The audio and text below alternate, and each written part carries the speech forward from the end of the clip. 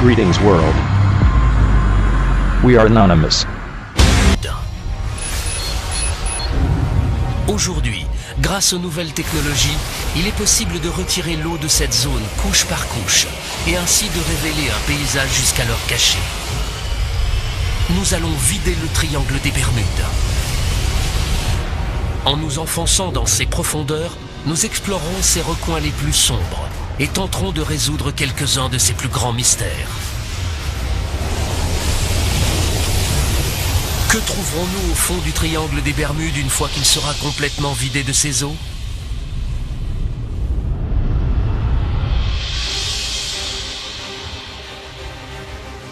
Les Bermudes, un archipel situé à près de 1000 km de la côte est des États-Unis.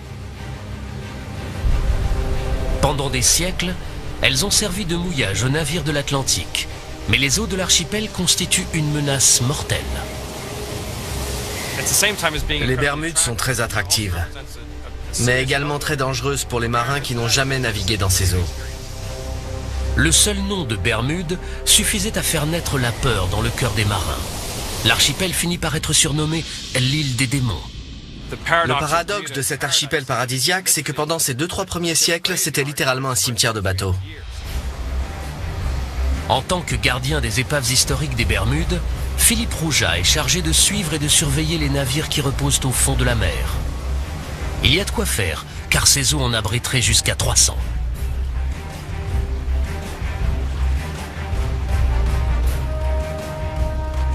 Comment tant de navires ont-ils pu avoir un accident dans ces eaux cristallines si près des côtes?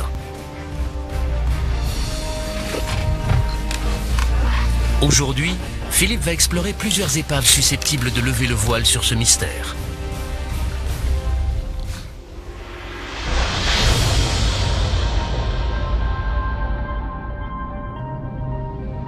Tout d'abord, la Marie Céleste, un bateau à vapeur à coque en fer qui transportait des vivres et des munitions pendant la guerre de sécession. Le navire a quitté les Bermudes, il est descendu jusqu'à la côte sud et il a coulé juste là. C'est très curieux parce que ce n'est vraiment qu'à 800 mètres du rivage. En plus, ce jour-là, la mer était plate et calme.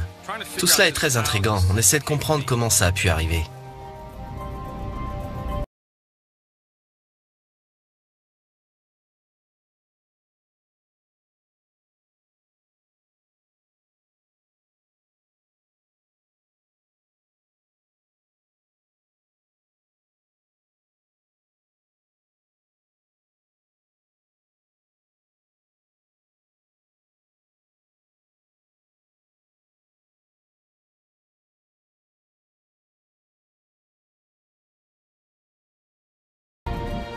En fait, d'après les registres de Philippe, les Bermudes sont complètement encerclées par les épaves.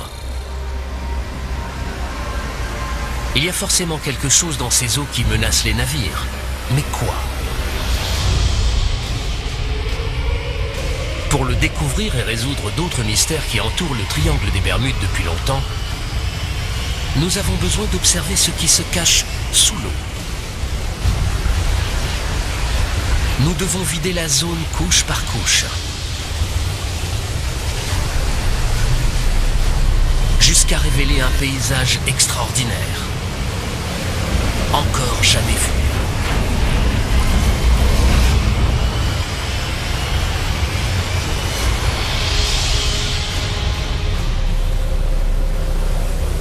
Observer les profondeurs des Bermudes n'est possible que grâce à une technologie en évolution rapide connue sous le nom de cartographie par sonar.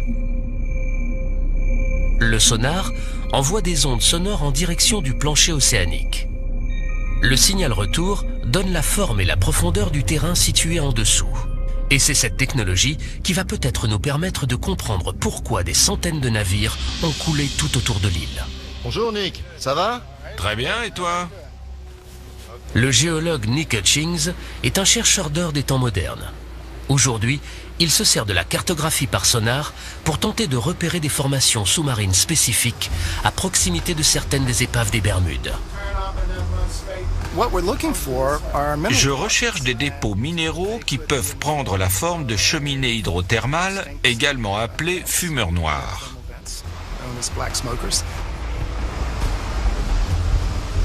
Nick croit que les cheminées aujourd'hui éteintes pourraient contenir des minéraux et des métaux rares. Je m'attends à y trouver de l'or et du cuivre. Et dans les croûtes, du platine, du cobalt, du nickel et surtout des terres rares, qui sont des métaux très importants car indispensables à la technologie moderne. Pour trouver les précieux métaux, Nick se sert d'un sondeur multifaisceau. Les données révèlent un extraordinaire paysage sous-marin autour des Bermudes, notamment ce qui semble être la crête d'une montagne. On a une sorte de grand plateau, surplombé par ce qu'on appelle la crête. Elle forme une pente d'environ 60 degrés et descend jusqu'à 640 mètres de profondeur. C'est un aperçu fascinant du plancher océanique. Mais comment se fait-il qu'on trouve la crête d'une montagne sous-marine au large des côtes des Bermudes? Pour bien comprendre, nous avons besoin de prendre un peu de recul. Grâce aux dernières données sonars récoltées tout autour des Bermudes, il nous est maintenant possible de virtuellement vider toute cette zone. Sans eau, le minuscule archipel semble perché au sommet d'une spectaculaire montagne. Un mont sous-marin de près de 4 km de haut, perdu au milieu de l'océan Atlantique. Comment est-il arrivé là? Si l'île est là aujourd'hui, c'est parce qu'une très importante éruption volcanique a eu lieu dans cette zone, qui est relativement isolée de la plaque océanique et qui s'étire depuis la première phase de développement de l'océan Atlantique. En plusieurs millions d'années, le volcan est devenu de plus en plus grand, jusqu'à dépasser de la surface de l'eau. Le volcan est entré en éruption, formant une gigantesque île volcanique qui s'élèverait près d'1 kilomètre au-dessus du niveau actuel de la mer. Le volcan s'est éteint il y a 30 millions d'années. Après ça, balayé par les vents et la pluie, la montagne s'est affaissée jusqu'à devenir un plateau. Puis, à la fin de la période glaciaire, les Bermudes ont été presque entièrement recouvertes par la montée des eaux, à l'exception d'un petit archipel.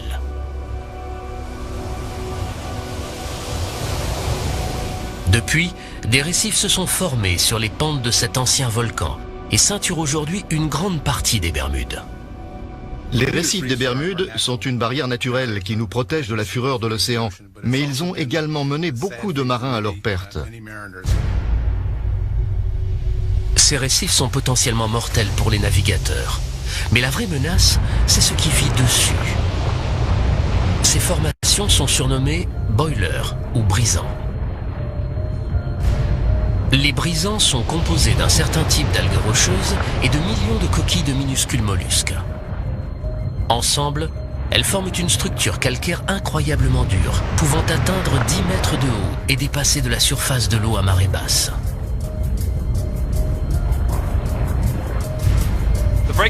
Les brisants sont plus durs que les récifs qui les entourent. C'est pour ça qu'ils ont survécu et que leur processus de formation a perduré. En cas d'impact, ils risquent de sérieusement endommager la coque d'un bateau, qu'elle soit en bois ou en métal. Les brisants ont parfois des pointes acérées capables de déchirer la coque d'un bateau comme un ouvre-boîte et de le faire couler en quelques minutes. Et c'est quand la mer est calme qu'ils peuvent être les plus dangereux. L'ironie du sort, c'est que les brisants sont plus visibles lorsqu'il y a des vagues et de la houle. Donc en fait, c'est quand la mer est plate et calme qu'ils sont le plus dangereux parce qu'on ne les voit pas du tout. Les brisants sont responsables du naufrage de nombreuses épaves des Bermudes, dont celle de la Marie Céleste. Cette menace cachée entoure l'archipel, héritage mortel de son passé volcanique. Vider le triangle des Bermudes a permis d'expliquer la présence de centaines d'épaves.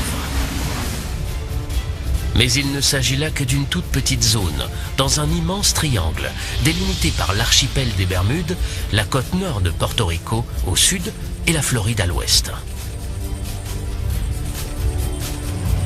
L'un des plus célèbres mythes du triangle des Bermudes remonte à la Seconde Guerre mondiale. Le vol 19, ou la patrouille perdue.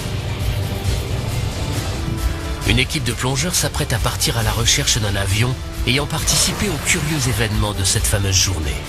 En vidant encore un peu plus le triangle des Bermudes, Trouverons-nous des indices permettant d'élucider cette énigme? Le 5 décembre 1945, 5 torpilleurs TBF Avenger de l'US Navy quittent la base aéronavale de Fort Lauderdale en Floride. Cette opération a pour nom de code Vol 19. C'est un vol d'entraînement de routine le long de la côte atlantique. Aux commandes, le lieutenant Charles Taylor, pilote chevronné. Il a dirigé des dizaines de missions d'entraînement, mais ne connaît pas cette partie de la côte.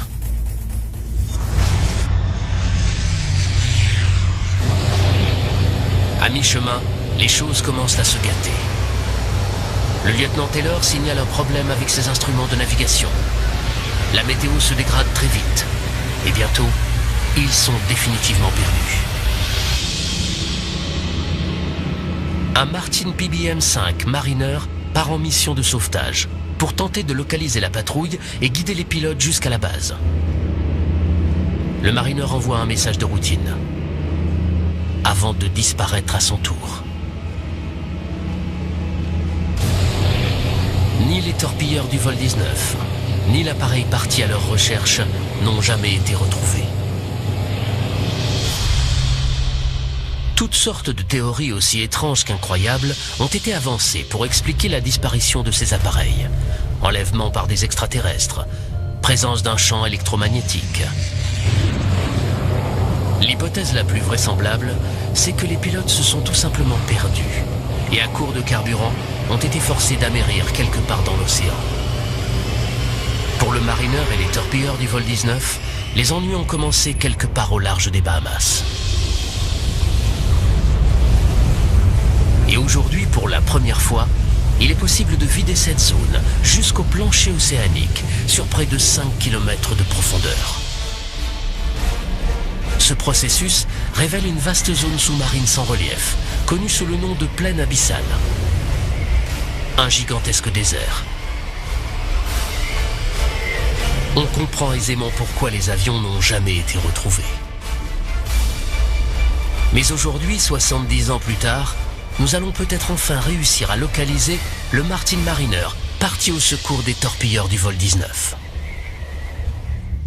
Mike Barnett est un plongeur technique spécialisé dans la recherche d'avions perdus. Après des années passées à enquêter sur l'incident du vol 19, il pense avoir enfin réussi à déterminer où le Mariner s'est écrasé. J'ai essayé de recréer le parcours de l'avion dans mon esprit, jusqu'à l'endroit où il a pu s'écraser. Il a décollé de la base aéronavale de Banana River. Il est parti en direction du nord jusqu'au Cap Canaveral. Puis il s'est éloigné de la côte pour rejoindre la zone de recherche qu'on lui avait assignée.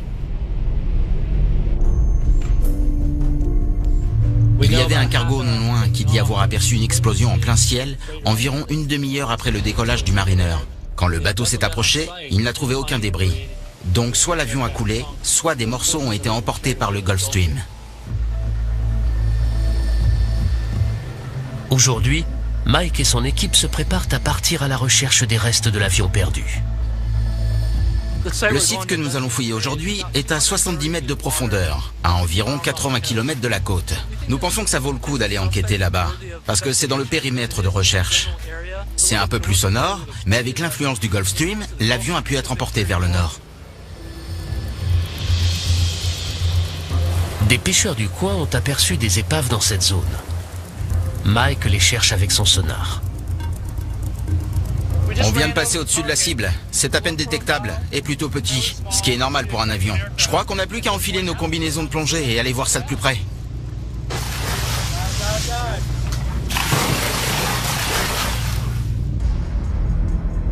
La cible est à plus de 65 mètres de profondeur.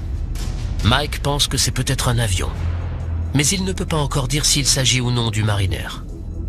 À cette profondeur, la visibilité est très limitée et un fort courant rend les recherches très difficiles. On sait qu'on est proche, les épaves attirent les poissons et il y en a beaucoup ici, alors on sait qu'on n'est pas loin. Soudain, les plongeurs aperçoivent quelque chose dans la pénombre. C'est le train avant de l'appareil. Et juste à 2 pas, ils découvrent le fuselage rouillé d'un gros avion.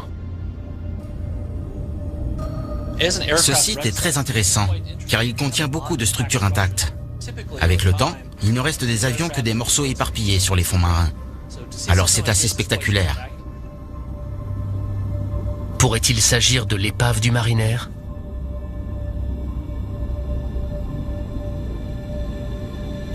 La prochaine étape consiste à récolter toutes les preuves permettant d'identifier l'appareil. Il remarque des pylônes le long des ailes, qui servaient sans doute à relier les flotteurs à l'appareil. Apparemment, il s'agissait d'un avion amphibie. Il y a également des hublots sur le côté du fuselage, exactement comme sur un Mariner. Par ailleurs, le plan horizontal de l'appareil semble correspondre aux photos de l'avion disparu. Il s'agit donc peut-être de l'appareil parti au secours des torpilleurs du vol 19. Mais l'équipe n'a pas encore trouvé de preuves concluantes. C'est un avion, c'est sûr. Il présente des caractéristiques intéressantes. Il y a beaucoup d'éléments que l'on s'attendrait à retrouver sur un avion de sauvetage. Je vais rentrer et observer les photos et les vidéos. Je suis très excité.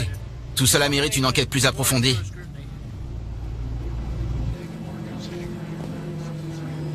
Mike a besoin de l'avis d'un expert pour identifier l'avion. Il a donc décidé de montrer les images de la plongée à un historien de l'aviation, Roy Stafford. En tant qu'ancien pilote de l'US Navy, Roy est un spécialiste des avions militaires américains.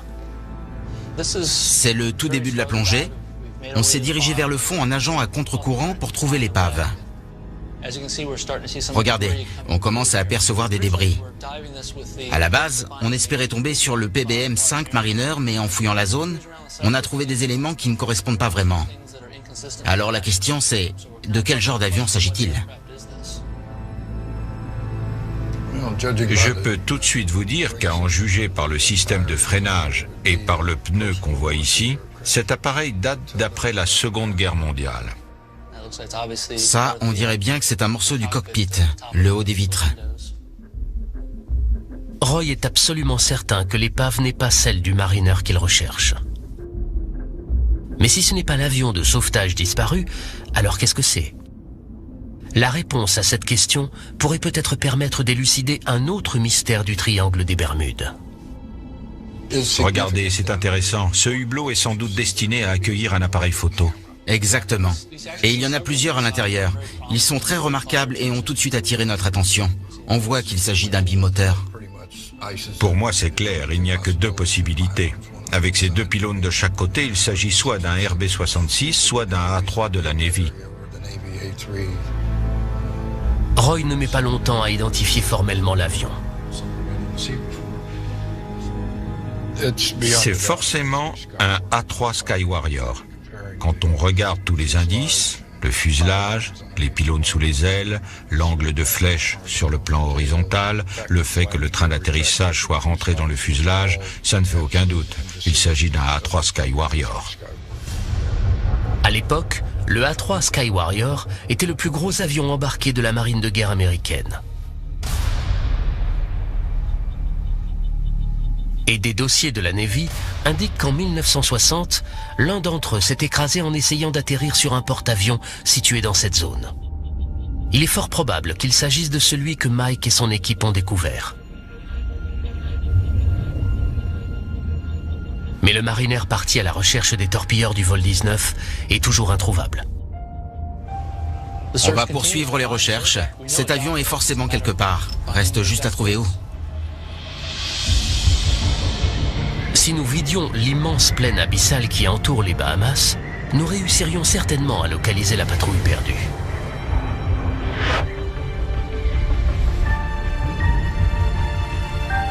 Et à en juger par l'état des autres épaves retrouvées au fond de l'océan, voilà à quoi ces avions ressembleraient après 70 années passées en mer.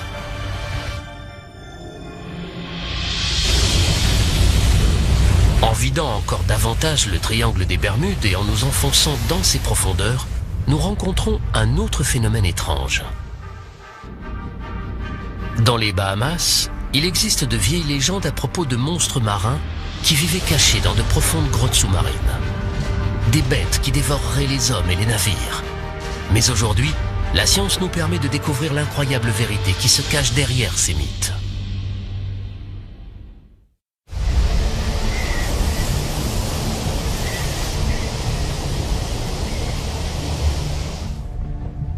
À seulement 80 km de la côte de Floride, dans la pointe ouest du triangle des Bermudes, se trouvent les Bahamas.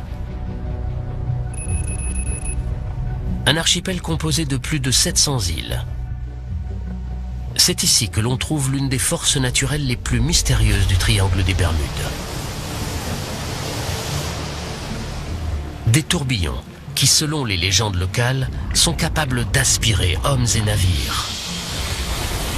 En vidant le triangle des Bermudes sur près de 5 km, nous découvrons un paysage à couper le souffle. Les Bahamas reposent sur un immense plateau calcaire qui s'élève depuis le plancher océanique. C'est le grand banc des Bahamas. Ces falaises, plus hautes que toutes celles que l'on trouve au-dessus du niveau de la mer, culminent à près de 4500 mètres, soit presque 3 fois la profondeur du Grand Canyon. En se rapprochant de la côte, on retrouve un autre phénomène, l'une des formations rocheuses les plus étranges de la planète, les trous bleus. De gigantesques cavités sous-marines qui s'enfoncent des centaines de mètres en dessous du niveau de la mer. Le trou bleu de Dean est le plus grand et le plus profond d'entre eux. Tom Ayliff est l'un des plus grands experts en trous bleus de la planète et il est bien conscient des dangers qu'ils représentent. Les trous bleus ont des pentes sableuses très raides. Il est déjà arrivé que des gens un peu imprudents s'approchent trop près du bord et tombent à l'intérieur. Au fil des années, plusieurs personnes ont trouvé la mort dans le trou bleu de Dean. En général, les locaux préfèrent rester à distance, car d'effrayantes légendes surnaturelles entourent ces lieux. Dans les Bahamas, les trous bleus font l'objet de beaucoup d'histoires et de légendes populaires. L'une d'entre elles raconte qu'un monstre du nom de Lusca vivrait au fond du trou bleu et que c'est lui qui, en respirant, ferait entrer et sortir l'eau de la cavité. On raconte aussi qu'en inspirant, Lusca aurait aspiré des navires qui se seraient trop approchés de la cavité.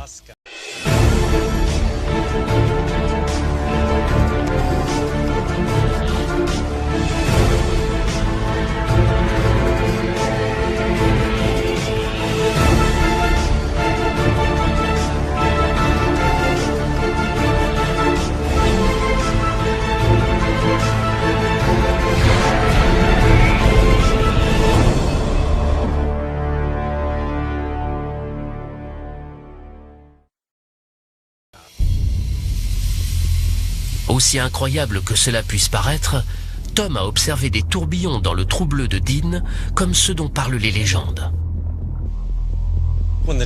À marée montante, j'ai déjà aperçu jusqu'à 3 vortex ou tourbillons aspirer l'eau en même temps au fond de cette cavité. Tom tient à trouver une explication rationnelle à cet étrange phénomène. La marée joue un rôle important. Mais se pourrait-il qu'il y ait d'autres forces à l'œuvre dans les profondeurs de ce trou bleu largement inexploré? Pour le savoir, un seul moyen, plonger. Tom a beau explorer les trous bleus des Bahamas depuis plus de 20 ans, il est toujours aussi émerveillé qu'au premier jour. Ce sont des portails vers un autre monde. Quand on plonge là-dedans, on se retrouve dans un endroit qui ne ressemble à aucun autre sur la planète. Les trous bleus sont des formations naturelles atypiques que les géologues pensent aujourd'hui comprendre. Pendant la dernière période glaciaire, le niveau de la mer était plus bas et tout ce calcaire dépassait de la surface de l'eau.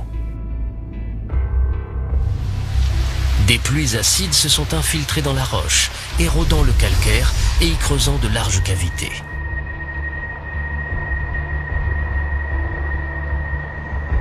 Le plafond de ces cavités a fini par s'effondrer, créant ces fameux trous bleus en forme de bouteille. À la fin de la période glaciaire, ces gouffres ont été entièrement submergés par la montée des eaux. Tom s'enfonce dans les profondeurs du trou bleu de Dean quand soudain, le passage s'élargit.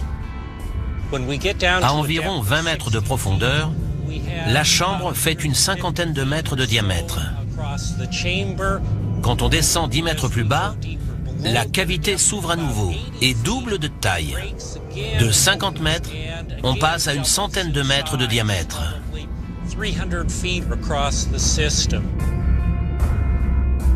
Soudain, à 35 mètres de profondeur, Tom aperçoit ce qui semble être des tunnels latéraux partant de l'entonnoir principal. Ils sont petits, mais exercent une puissante force de succion. Dans ces tunnels, il y a de puissants courants de marée qui essaient de nous aspirer. Nous ne sommes pas allés très loin et pourtant, au retour, il a fallu tirer de toutes nos forces sur la corde pour sortir. À 45 mètres de profondeur, Tom atteint sa limite. Il n'est jamais descendu plus bas. Seule une poignée de plongeurs spécialisés a osé s'aventurer plus loin. L'un d'entre eux est même descendu 200 mètres en dessous du niveau de la mer, mais les profondeurs du trou bleu restent largement inexplorées. Nous savons qu'en vidant le trou bleu de Dean, nous révélerions non seulement la cavité en forme de bouteille, mais également un réseau de tunnels et de fissures qui s'enfoncent dans les profondeurs. Ce sont les flux d'eau qui entrent et sortent de ces tunnels qui génèrent les tourbillons, et non pas un monstre marin mythique. Sans eau, le trou bleu de Dean est une structure géologique certes terrifiante, mais entièrement naturelle.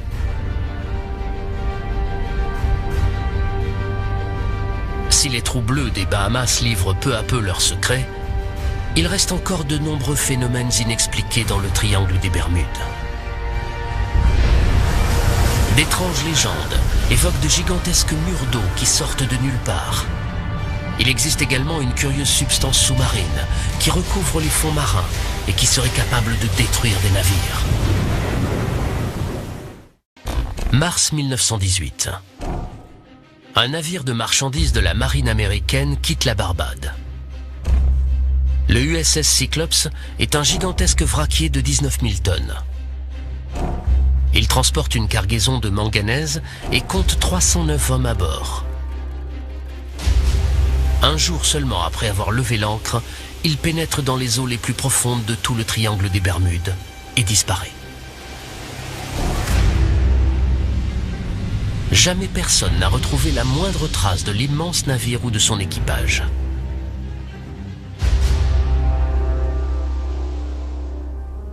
Pour Marvin Barash, cette histoire est une tragédie personnelle. Mon grand-oncle, Lawrence Merkel, était pompier à bord du navire. Il avait tout juste 20 ans et faisait partie des 309 membres d'équipage. En général, quand les bateaux disparaissent, on retrouve toujours quelque chose. Le bout d'un canot de sauvetage, un peu de la cargaison, un morceau d'épave. Mais là, rien. Le fait qu'aucun morceau d'épave n'ait jamais été retrouvé a alimenté les théories les plus folles. On s'est mis à raconter toutes sortes d'histoires étranges. Un journal de Washington, D.C. prétendait que des pirates avaient pris le contrôle du bateau et qu'ils voguaient sur les eaux de l'Amazone. D'autres disaient qu'il était tombé aux mains d'un sous-marin allemand. On a également parlé de monstres marins, de pieuvres géantes. Il y avait même des images dans plusieurs journaux du pays. Marvin a passé toute sa vie à tenter de découvrir ce qui était réellement arrivé au Cyclops. Il a passé au peigne fin tous les documents et toutes les archives liées au navire. Après des décennies de recherches minutieuses, il pense enfin avoir réussi à identifier un défaut de conception fatale. C'était à l'époque le plus grand et le plus rapide de tous les navires en circulation de la marine américaine. C'était un bateau à fond plat, sujet à un roulis important. Un jour, il s'est mis à tanguer d'une cinquantaine de degrés d'un côté, puis d'une cinquantaine de degrés de l'autre. Après ça, beaucoup de navires auraient eu du mal à retrouver l'équilibre, ce qui les aurait menés droit à la catastrophe. Étant donné que le bateau était très enclin au tangage, se pourrait-il que quelque chose ait pu le faire chavirer? Quelque chose d'extraordinaire? Pendant des siècles, les vagues scélérates ont alimenté de nombreuses histoires de marins. De gigantesques murs d'eau sortis de nulle part, engloutissant tous les navires sur leur passage. Pendant plusieurs centaines d'années, nombreux sont ceux qui considéraient les vagues scélérates comme des légendes. Des marins revenaient au port en disant qu'ils avaient vu ces fameuses vagues et qu'ils y avaient survécu. Selon le docteur Simon Boxall, ces vieilles légendes de vieux loups de mer ne peuvent plus être ignorées. Grâce aux satellites, on peut observer la planète entière en quelques jours. Au cours des 20 dernières années, nous avons détecté et mesuré des vagues scélérates qui, dans certains cas, faisaient plus de 30 mètres de haut. Donc elles existent. Ces vagues géantes ont même parfois été filmées.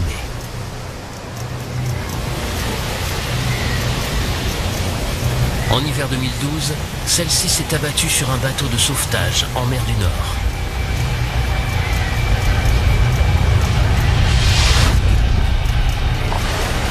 Étant donné les conditions météorologiques extrêmes dans le triangle des Bermudes, des vagues scélérates d'une telle envergure pourraient-elles s'y former? On a l'Atlantique Nord, les tempêtes équatoriales, les fréquents ouragans, les orages qui arrivent du golfe du Mexique. Tous ces éléments combinés créent une mer très instable et agitée avec des vagues scélérates. Les eaux agitées du triangle des Bermudes ont-elles produit une vague scélérate assez grande pour couler le Cyclops?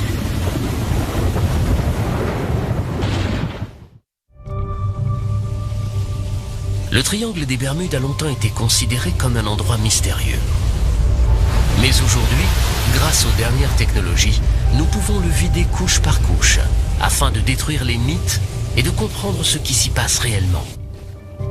Mais parfois, seule la méthode expérimentale permet de résoudre une vieille énigme. L'université de Plymouth, au sud de l'Angleterre, est le bassin à houle du laboratoire Coast, le plus avancé de tout le Royaume-Uni. Il peut reproduire une grande variété de conditions océaniques que l'on trouve dans le triangle des Bermudes. Ici, les scientifiques prennent la notion de vague scélérate très au sérieux. Essayons de reproduire une vague de 16 mètres.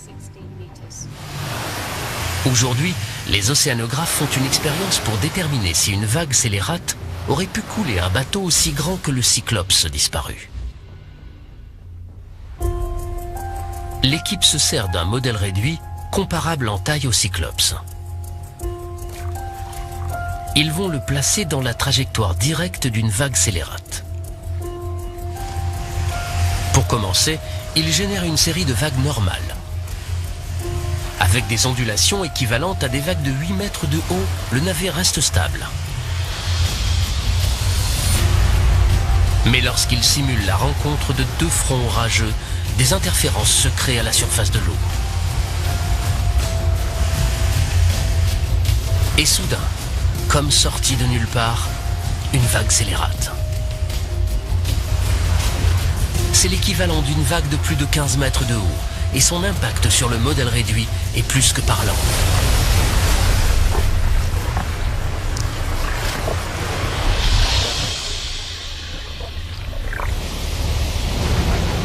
Cela prouve bien qu'en théorie, une vague scélérate aurait très bien pu couler le Cyclops.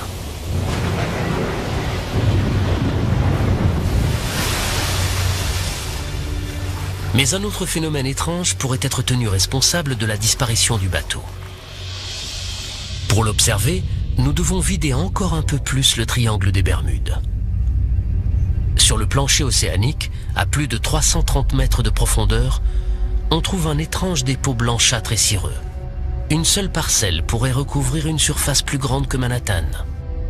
Cette substance s'appelle hydrate de méthane.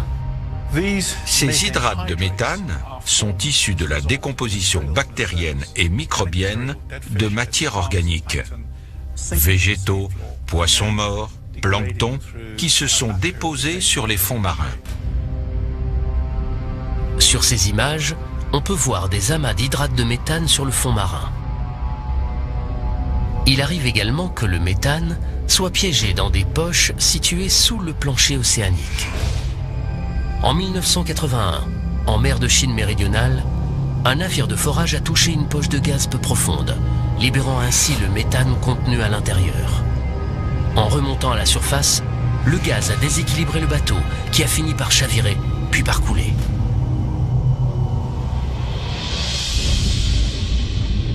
N'importe quelle perturbation importante du plancher océanique, comme un séisme ou un glissement de terrain, risque de déloger un gros bloc d'hydrate de méthane, qui en remontant vers la surface, se transforme en gaz. Une éruption d'hydrate de méthane aurait donc très bien pu faire chavirer l'USS Cyclops, surtout quand on sait qu'il était enclin au roulis. Mais le seul moyen de déterminer ce qui est vraiment arrivé au bateau, c'est de trouver son épave. J'ai étudié le sujet en long en large, et je pense savoir approximativement jusqu'où le navire est allé après avoir levé l'ancre. Je crois qu'il a navigué pendant environ une journée et qu'il a coulé au nord-ouest de Porto Rico.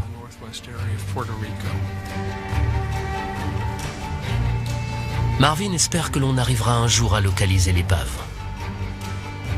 Trouver la dernière demeure du Cyclope, de mon grand-oncle et de tous ceux qui ont servi à ses côtés représenterait énormément pour moi. Mais si les calculs de Marvin sont exacts, le navire ne sera pas facile à retrouver. En vidant la zone, on découvre une fosse qui s'enfonce jusqu'à 8 km en dessous du niveau de la mer. La fosse de Porto Rico. C'est le point le plus profond du triangle des Bermudes, et même de tout l'océan Atlantique.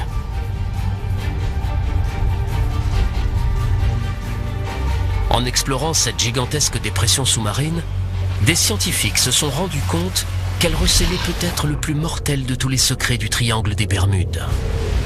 La source d'un tsunami potentiellement dévastateur. Le plus terrible secret du triangle des Bermudes réside peut-être dans sa partie la plus profonde, la fosse de Porto Rico. Aussi, les scientifiques se pressent pour explorer ces régions sous-marines pratiquement inaccessibles. Ici, dans les laboratoires de la télédétection de la National Geographic Society, on a mis au point une toute nouvelle technologie pour filmer le fond de l'océan. Son nom, la Dropcam. Parfait, on peut y aller. Après des années de développement, l'ingénieur en chef Eric Berkenpass a enfin décidé de tester sa caméra dans l'océan, au large du Chili. L'appareil est non motorisé. C'est un poids qui l'entraîne au fond de l'eau. On était très anxieux quand on a jeté la Dropcam dans l'océan. Quand l'équipe a lâché la caméra au-dessus de la fosse de Porto Rico, il a fallu 1h30 à l'appareil pour parcourir les 8 km qui le séparaient du fond. Il est programmé pour passer quelques heures sur le plancher océanique, refaire surface et transmettre sa position. Quand on a enfin entendu les signaux haute fréquence sur l'émetteur radio et qu'on a vu la position satellite, on a été incroyablement soulagés. Voici les premières images du fond de la fosse de Porto Rico, à 8 km de profondeur. Ce projet de télédétection des fonds marins nous donne un aperçu de l'une des grandes régions inexplorées de la planète. Mais il ne s'agit là que d'une série de plans ne couvrant qu'une zone de quelques mètres carrés à la fois. Si l'on veut vider entièrement la fosse de Porto Rico, il nous faut plus de données. Yuri Tenbrink, scientifique à l'Institut d'études géologiques des États-Unis, tente d'établir une carte complète de la fosse. Et selon lui, il n'y a pas une minute à perdre. On a commencé à faire des recherches dans cette fosse parce que géographiquement, elle ressemble beaucoup à celle de Java, où a eu lieu le séisme qui a provoqué le tsunami géant de 2004. Et c'est très inquiétant parce que si un tremblement de terre de magnitude 9 se produisait dans la fosse de Porto Rico, ça risquerait de déclencher un tsunami qui pourrait atteindre la côte est des États-Unis, voire peut-être même l'Europe. L'équipe de Yuri se sert de véhicules sous-marins téléguidés pour examiner la fosse et déterminer le niveau d'alerte.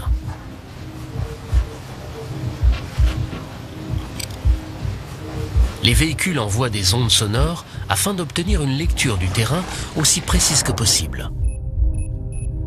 la cartographie 3D révèle les parois abruptes d'immenses canyons sous-marins.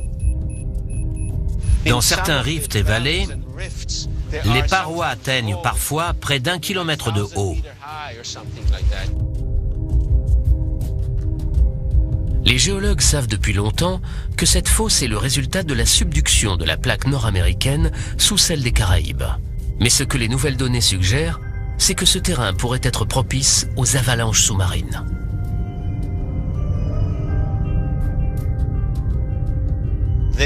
Ces glissements de terrain peuvent déplacer des rochers dans des zones de plusieurs centaines de kilomètres carrés, qui ont la taille de grandes villes. Ces blocs de pierre font au moins 200 mètres d'épaisseur et peuvent atteindre 10 voire 20 kilomètres de long. Un glissement sous-marin de cette envergure pourrait provoquer un tsunami qui risquerait de menacer la côte est des États-Unis, comme le craignait Yuri. Pensez à Boston, Charleston, Baltimore et à toutes les centrales nucléaires situées le long de la côte. S'il y a un risque de tsunami, il faut s'y préparer.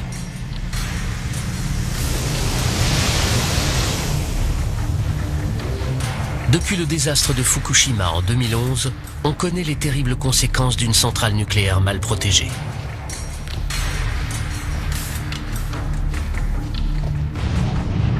Pour qu'un tsunami équivalent atteigne la côte américaine, il faudrait qu'un séisme de magnitude 9 se produise dans la fosse.